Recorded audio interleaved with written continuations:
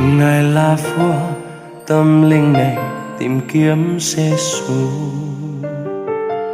Ngài là Chúa cả cuộc đời lòng con hát khen.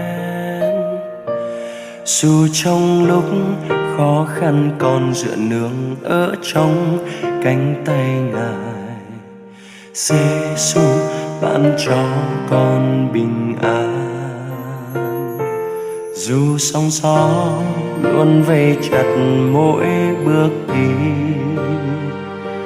trong tay Chúa chẳng kinh sợ hay lo lắng chi. Lòng con sẽ luôn tin cậy vào danh Chúa và luôn đắc thắng. Chọn Giêsu thôi, đứng về phía Ngài mà thôi. Xin Chúa ban ơn và đi với con, xin giúp con đây ngày càng giống Cha. Xin giữ con trong tay Ngài mãi mãi.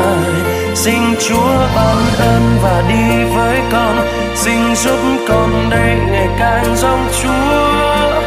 Đồng đi với Giêsu, Chúa sẽ đi cùng con.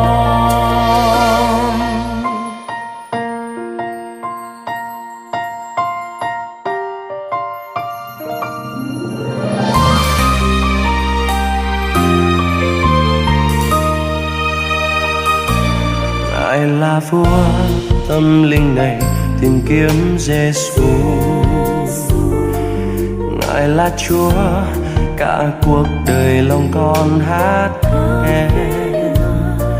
Dù trong lúc khó khăn còn dựa nương ở trong cánh tay Ngài, Giêsu ban cho con bình an.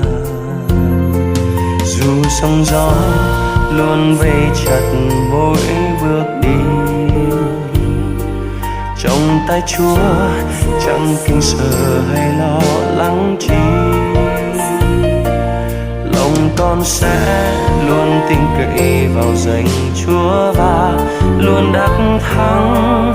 Chọn Giêsu thôi, đứng về phía Ngài mà thôi.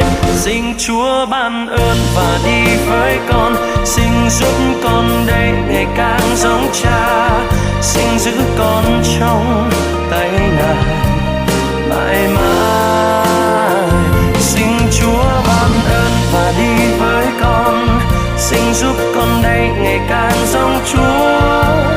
Đồng đi với Giêsu, Chúa sẽ đi cùng con. Xin Chúa ban ơn và đi với con, xin giúp con đây ngày càng giống Cha. Xin giữ con trong tay Ngài mãi mãi. Xin Chúa ban ơn và đi với con, xin giúp con đây ngày càng giống Chúa. Đồng đi với Giêsu, Chúa sẽ đi cùng con. Đồng đi với Giêsu, Chúa sẽ đi cùng con.